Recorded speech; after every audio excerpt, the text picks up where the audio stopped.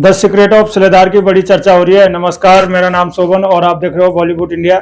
इसकी ट्रेलर से ज्यादा उम्मीद नहीं थी लोगों को देखकर। इसके 3 पहले एपिसोड आपके उम्मीद पर खरे उतरेंगे। आखिरी के 3 एपिसोड में जिन जिन चीजों को बताया गया है, समझाया गया है और दिखाया गया है, सच में वो आपको इम्प्रेस करेगा।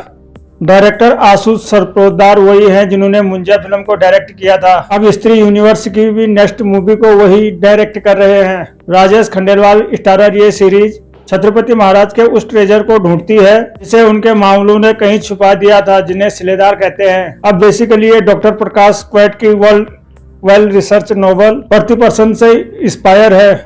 उनकी वेल रिसर्च आपको तीसरे एपिसोड में दिखाई देने पड़ेगी।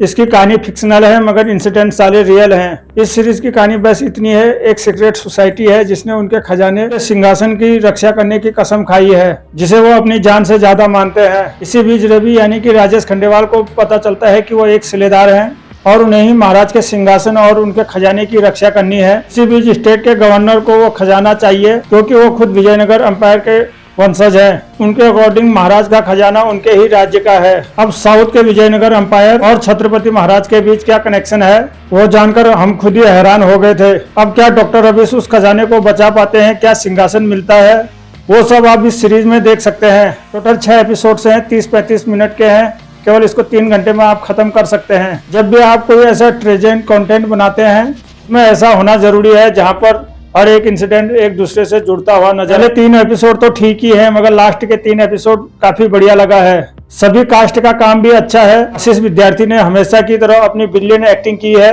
उनकी एंट्री जब इस सीरीज में होती है तो वजन अपने आप सीरीज में बढ़ जाता है। सीरीज में कई ऐसे सारे सीन्स हैं जो हमें हैरान करते हैं। मंदिरों को क्यों ऊर्जा का केंद्र कहा गया है, कैसे भगवान विष्णु के 10 अवतार और भोलेनाथ एक साथ जुड़े हैं, कैसे रायगढ़ के लिए मराठों का किला एक जरूरी स्थान था, यह सब कुछ इस सीरीज में काफी बढ़िया तरीके से बताया गया है। लेकिन इंडियन अमेजन जैसी फिल्मों से इंस्पायर जितनी भी कहानी इसमें बताई गई है उसे एनिमेशन से और भी बेटर करने का तरीका था, ऐसा कुछ लोगों का मानना है। जैसे एग्जाम्पल, जब मुगलों ने रायगढ़ का किला अपना अधीन किया तो उसे एनिमेशन से दिखाया जा सकता था।